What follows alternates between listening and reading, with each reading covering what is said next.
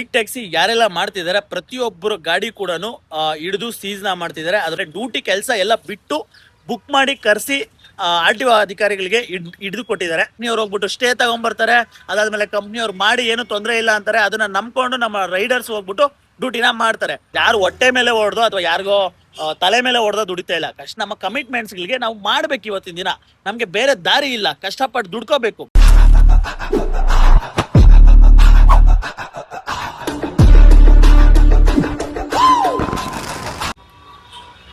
ಎಲ್ಲರೂ ನಮಸ್ಕಾರ, ನಾನು ನಿಮ್ಮ ಶಂಕರ್. ವಿಷಯ ನಿಮ್ಗೆಲ್ಲ ಗೊತ್ತಿದೆ. ಈಗ ಬೈಕ್ ಟ್ಯಾಕ್ಸಿ ಯಾರೆಲ್ಲ ಮಾಡ್ತಿದ್ದಾರೆ ಪ್ರತಿಯೊಬ್ಬರು ಗಾಡಿ ಕೂಡ ಹಿಡಿದು ಸೀಸ್ ನ ಮಾಡ್ತಿದ್ದಾರೆ. ಅದ್ರ ಜೊತೆಗೆ ಪೆನಾಲ್ಟಿ ಕೂಡ ಆಗ್ತಿದ್ದಾರೆ. ಇವತ್ತಿನ ದಿನ ನಮ್ಮ ಬೆಂಗಳೂರಲ್ಲಿ ಸುಮಾರು ಗಾಡಿಗಳನ್ನ ಹಿಡಿದು ಸೀಸ್ ನ ಮಾಡಿದ್ದಾರೆ. ಅಂಡ್ ಇದಕ್ಕೆ RTO ಆಫೀಸರ್ಸ್ ಎಷ್ಟು ಜನ ಕಷ್ಟಪಟ್ಟಿದ್ದಾರೆ ಅಷ್ಟೇ ಆಟೋ ಚಾಲಕರು ಕೂಡ ಇವತ್ತು ಕಷ್ಟಪಟ್ಟಿದ್ದಾರೆ. ಡ್ಯೂಟಿ ಕೆಲಸ ಎಲ್ಲ ಬಿಟ್ಟು ಬುಕ್ ಮಾಡಿ ಕರೆಸಿ RTO ಅಧಿಕಾರಿಗಳಿಗೆ ಹಿಡಿದು ಕೊಟ್ಟಿದ್ದಾರೆ. So first of all auto ಚಾಲಕರಿಗೆ ತುಂಬಾ ಧನ್ಯವಾದಗಳು ಹೇಳ್ಬೇಕು. ಯಾಕಂತಂದ್ರೆ ನಿಮ್ಮ ಕೆಲಸ ಕಾರ್ಯಗಳನ್ನ, ನಿಮ್ಮ ಕಮಿಟ್ಮೆಂಟ್ಸ್ ನ ಪಕ್ಕದಲ್ಲಿ ಇಟ್ಬಿಟ್ಟು ಈ ಕೆಲಸ ಮಾಡಿರೋದಕ್ಕೆ. ಓಕೆ, ವಿಷಯ ಏನಪ್ಪಾ ಅಂತಂದ್ರೆ ಬೈಕ್ ಟ್ಯಾಕ್ಸಿ ಬಂದು ವೈಟ್ ಬೋರ್ಡ್ ಅಲ್ಲಿ ಮಾಡ್ತಿರೋ ಇದಾರೆ ಅಂದ್ಬಿಟ್ಟು RTO ಆಫೀಸರ್ಸ್ ಅವರು ನಿನ್ನೆ ಒಂದು ನೋಟಿಸ್ ನ ಬಿಡ್ತಾರೆ. ಅಂದ್ರೆ ಅಫಿಷಿಯಲಿ ಬಿಡ್ತಾರೆ. ಏನಂತಂದ್ರೆ ಯಾರೆಲ್ಲ ಬೈಕ್ ಟ್ಯಾಕ್ಸಿ ವೈಟ್ ಬೋರ್ಡ್ ಅಲ್ಲಿ ಮಾಡ್ತಿದ್ದೀರಾ, ನಾಳೆಯಿಂದ ಕಾರ್ಯಾಚರಣೆ ಮಾಡ್ತೀವಿ. ಯಾರೆಲ್ಲ ಮಾಡ್ತಿದ್ರ ಅವ್ರನ್ನ ಹಿಡಿದು ಸೀಸ್ ನ ಮಾಡ್ತೀವಿ, ಫೈನ್ ನ ಹಾಕ್ತಿವಿ, ಅವರ DL ನ ಕೂಡ ನಾವು ಕ್ಯಾನ್ಸಲ್ ಮಾಡ್ತೀವಿ ಅಂತ ಒಂದು ಅಫಿಷಿಯಲಿ ಒಂದು ನೋಟಿಸ್ ನ ಬಿಡ್ತಾರೆ. ಓಕೆ, ಅದನ್ನ ನಾವು ಕೂಡ ವಿಡಿಯೋ ಮಾಡ್ತೀವಿ. ಸುಮಾರು ಜನ ಅದನ್ನ ನೋಡಿ ಕೂಡ ಒಂದಷ್ಟು ಜನ ಇವತ್ತಿನ ದಿನ ಏನ್ ಮಾಡ್ತಾರೆ ಅಂತಂದ್ರೆ ಅವ್ರಿಗೆ ಕೆಲವರಿಗೆ ಗೊತ್ತಿರಲ್ಲ, ಕೆಲವರು ಸೋಷಿಯಲ್ ಮೀಡಿಯಲ್ಲಿ ಆಕ್ಟಿವ್ ಆಗಿರಲ್ಲ. ಅಂಡ್ ಇದೆಲ್ಲ ನಿಮ್ಗೆಲ್ಲ ಗೊತ್ತಿದೆ. ಒಂದು 3-4 ವರ್ಷದಿಂದ ಇದು ನಡೀತಾನೆ ಇದೆ. ಪ್ರತಿ ಸರಿ ಕೂಡ ಈ ತರ ಒಂದು ಘಟನೆಗಳು ನಡೀತಾನೆ ಇರ್ತದೆ. ಅದಾದ್ಮೇಲೆ ಕಂಪ್ನಿಯವ್ರು ಹೋಗ್ಬಿಟ್ಟು ಸ್ಟೇ ತಗೊಂಡ್ಬರ್ತಾರೆ. ಅದಾದ್ಮೇಲೆ ಕಂಪ್ನಿಯವ್ರು ಮಾಡಿ ಏನು ತೊಂದರೆ ಇಲ್ಲ ಅಂತಾರೆ. ಅದನ್ನ ನಂಬ್ಕೊಂಡು ನಮ್ಮ ರೈಡರ್ಸ್ ಹೋಗ್ಬಿಟ್ಟು ಡ್ಯೂಟಿನ ಮಾಡ್ತಾರೆ. ಸೊ ಇಲ್ಲಿ ವಿಚಾರ ಏನಪ್ಪಾ ಅಂತಂದ್ರೆ ನಿಮ್ಗೆ ಅರ್ಥ ಮಾಡ್ಕೊಬೇಕಾಗಿರೋದು, ಈಗ ನೀವು RTO ಆಫೀಸರ್ಸೇ ಆಗಿರ್ಬೋದು, ನಾನೊಬ್ಬ ರೈಡರ್ ಆಗಿ ಮಾತಾಡ್ತಾ ಇದ್ದೀನಿ. ಯಾಕಂದ್ರೆ ಇದೇ ಒಂದು ಬೈಕ್ ಟ್ಯಾಕ್ಸಿಯಲ್ಲಿ ನಾನು ಕೂಡ ಕಷ್ಟಪಟ್ಟು ದುಡಿದು ನನ್ನ ರೆಸ್ಪಾನ್ಸಿಬಿಲಿಟೀಸ್ಗೋಸ್ಕರ, ನನ್ನ ಕಮಿಟ್ಮೆಂಟ್ಗೋಸ್ಕರ ಇವತ್ತಿನ ದಿನ ನಾನು ದುಡ್ಕೊಂಡಿದ್ದೀನಿ.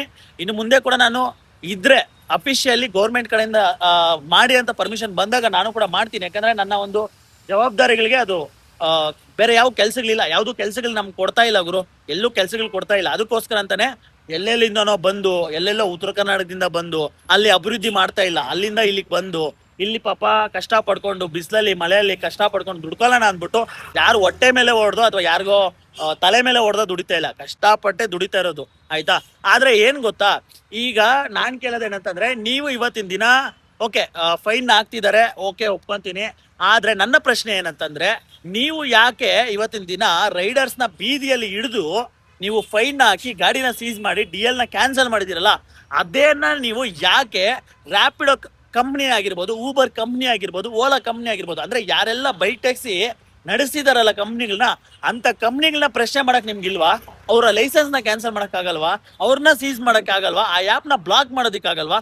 ಆ ಒಂದು ಆ್ಯಪ್ ಅಲ್ಲಿ ಬೈಕ್ ಟ್ಯಾಕ್ಸಿ ಅನ್ನೋ ಆಪ್ಷನ್ ಅಫಿಷಿಯಲಿ ಇದೆ, ಅನ್ಅಫಿಷಿಯಲಿ ಇಲ್ಲ. ಅಫಿಷಿಯಲಿ ಆಗಿ ಇರೋದ್ರಿಂದನೇ ತಾನೇ ನಾವು ಹೋಗ್ಬಿಟ್ಟು ಲಾಗಿನ್ ಮಾಡ್ತಾ ಇರೋದು. ಅದನ್ನ ಬ್ಲಾಕ್ ಮಾಡಿಸಿ, ಅದನ್ನ ಸೀಸ್ ಮಾಡಿಸಿ, ಅದಕ್ಕೆ ಲೈಸೆನ್ಸ್ ನ ಕ್ಯಾನ್ಸಲ್ ಮಾಡಿಸಿ, ಅವಾಗ ನಾವ್ಯಾಕೆ ಮಾಡ್ತೀವಿ? ಈಗ ನನ್ನ ಒಂದು ಪ್ರಶ್ನೆ ಏನಂತಂದ್ರೆ, ಒಂದು ದಾರಿ ಇದೆ, ಆ ದಾರಿ ಗೇಟ್ ನ ಕ್ಲೋಸ್ ಮಾಡಿ. ನೀವು ಅದು ದಾರಿ ಸರಿ ಇಲ್ಲ ಅಂತಂದ್ರೆ ಆ ದಾರಿ ಗೇಟ್ ನ ಕ್ಲೋಸ್ ಮಾಡಿ. ಅದನ್ನ ಓಪನ್ ಮಾಡಿದೀರಾ. ಅದನ್ನ ಓಪನ್ ಮಾಡಿರೋದ್ರಿಂದ ನಮಗ್ ಗೊತ್ತಿಲ್ಲ, ನಮ್ಗೆ ನಮ್ಮ ಜವಾಬ್ದಾರಿಗಳಿಗೆ, ನಮ್ಮ ಕಮಿಟ್ಮೆಂಟ್ಸ್ಗಳಿಗೆ ನಾವು ಮಾಡ್ಬೇಕು. ಇವತ್ತಿನ ದಿನ ನಮ್ಗೆ ಬೇರೆ ದಾರಿ ಇಲ್ಲ, ಕಷ್ಟಪಟ್ಟು ದುಡ್ಕೋಬೇಕು. ಬೇರೆ ಎಲ್ಲಾದ್ರೂ ಒಂದು ಕಂಪ್ನಿಗೆ ಹೋಗೋಣ, ಎಲ್ಲಾದ್ರೂ ಒಂದು ಕೆಲ್ಸಕ್ಕೆ ಹೋಗೋಣ ಅಂತಂದ್ರೆ ಒಂದು ತಿಂಗಳಿಗೆ ಸಿಗೋದು 15-20 ಸಾವಿರ ಸಿಗುತ್ತೆ. ಓಕೆನಾ? ಆ ಕಮಿಟ್ಮೆಂಟ್ಸ್ ನಮ್ಗೆ ಸಾಕಾಗಲ್ಲ. ಬಿಕಾಸ್ ನಾವು ಬಿಗಿನರ್ಸ್ ಅಲ್ಲ, ನಮಗೆ 25 ಮೇಲ್ಪಟ್ಟ ಏಜ್ ಆಗಿದೆ. ನಮ್ಗೆ ನಮ್ದೇ ಆದಂತ ಜವಾಬ್ದಾರಿಗಳು, ನಮ್ದೇ ಆದಂತ ಕನಸುಗಳಿದಾವೆ.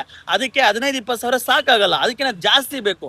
ಅದಕ್ಕೆ ನಾವೇನ್ ಮಾಡ್ತೀವಿ, ಕಷ್ಟಪಟ್ಟು ದುಡ್ಕೊಳ್ಳೋಣ ಅಂದ್ಬಿಟ್ಟು ಡೆಲಿವರಿ ಫೀಲ್ಡ್ಗೆ ಅಥವಾ ಈ ತರ ಅಂತಹ ಫೀಲ್ಡ್ಗೆ ನಾವು ಬರ್ತೀವಿ. ಓಕೆನಾ? ಸೊ ನಾವು ಬಂದಾಗ ನೀವು ಏನ್ ಮಾಡ್ತಿದ್ರ ಅಂದ್ರೆ ನಮ್ಮನ್ನ ಹಿಡಿದು ನಮ್ಮನ್ನ ಬ್ಲಾಕ್ ಮಾಡ್ತಿದ್ರೆ ಒಪ್ಕೊಂತೀನಿ.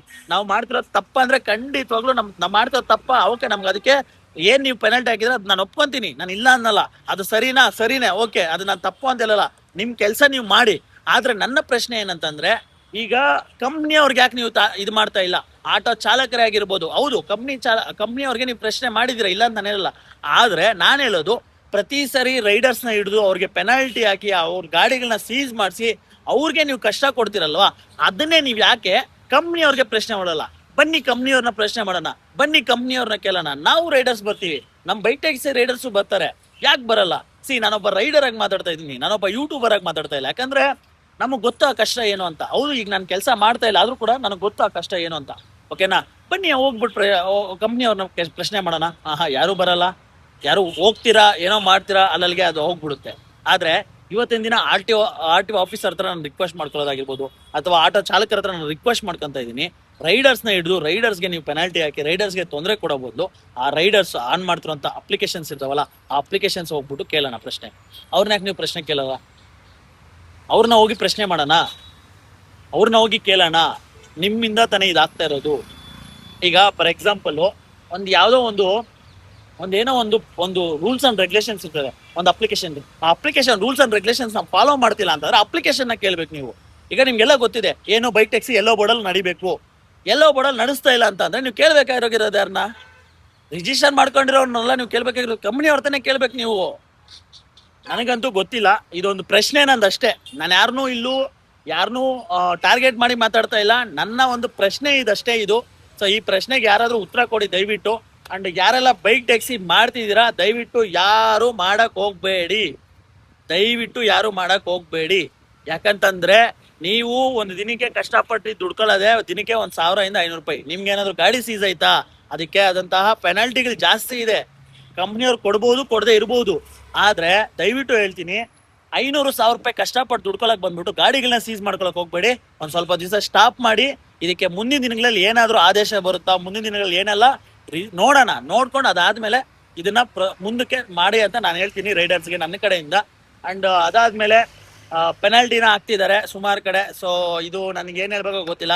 ಅಂಡ್ ಇದ್ರ ಬಗ್ಗೆ ಹೆಚ್ಚಿನ ಮಾಹಿತಿ ಇದ್ರೆ ದಯವಿಟ್ಟು ಈ ಒಂದು ಬೈಕ್ ಟ್ಯಾಕ್ಸಿ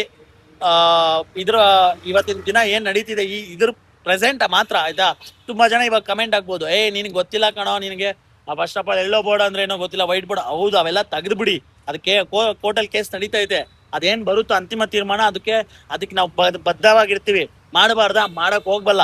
ಆದ್ರೆ ಅಲ್ಲಿವರೆಗೂ ದಯವಿಟ್ಟು ಏನೀಗ ನಡೀತೈತೆ ಇವತ್ತಿನ ಪ್ರೆಸೆಂಟ್ ಸಿಚುವೇಶನ್ ಬಗ್ಗೆ ಹೆಚ್ಚಿನ ಮಾಹಿತಿ ಇದ್ರೆ ಮಾತ್ರ ದಯವಿಟ್ಟು ಶೇರ್ ಮಾಡಿ ಕಮೆಂಟ್ ಬಾಕ್ಸ್ ಅಲ್ಲಿ. ಅಂಡ್ ಇದೇ ರೀತಿ ಡೆಲಿವರಿ ಜಾಬ್ ಕಾಂಟೆಂಟ್ಗೋಸ್ಕರ ಅಂಡ್ ನಮ್ಮ ಒಂದು ಗಿಗ್ ವರ್ಕರ್ಸ್ ಅಂತ ಏನಿರ್ತೀವಿ, ನಮ್ಮ ಕೆಲಸಕ್ಕೋಸ್ಕರ ಈ ತರ ಒಳ್ಳೊಳ್ಳೆ ವಿಚಾರಗಳನ್ನ ಶೇರ್ ಮಾಡ್ಕೋಬೇಕಂತ ಅನ್ಕೊಂತ ಇದೀನಿ. ಅಂಡ್ ನೋಡೋಣ ಮುಂದಿನ ದಿನಗಳಲ್ಲಿ ಇದಕ್ಕೆ ವಾಯ್ಸ್ ಔಟ್ ಮಾಡ್ಬೇಕು.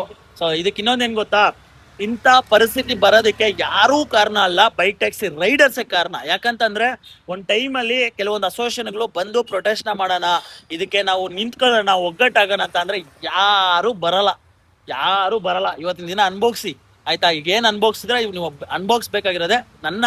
ನಾನೇನು ಮಾತಾಡಕ್ ಹೋಗಲ್ಲ. ಸೊ ಇಷ್ಟ ಹೇಳ್ದೆ ಈ ವಿಡಿಯೋ ಇಲ್ಲಿಗೆ ಮುಗಿಸ್ತಾ ಇದ್ದೀನಿ. ನಿಮ್ಗೆ ಏನಾದ್ರು ಈ ವಿಡಿಯೋ ಇಷ್ಟ ಆಗಿದ್ರೆ ದಯವಿಟ್ಟು ನಮ್ಮ ಚಾನಲ್ ಸಬ್ಸ್ಕ್ರೈಬ್ ಮಾಡ್ಕೊಳ್ಳಿ. ಇದೇ ರೀತಿ ಮುಂದಿನ ವಿಡಿಯೋಸ್ಗೋಸ್ಕರ ಅಂತ ಹೇಳ್ತಾ ಸಿಗೋಣ ಮುಂದಿನ ವಿಡಿಯೋದಲ್ಲಿ.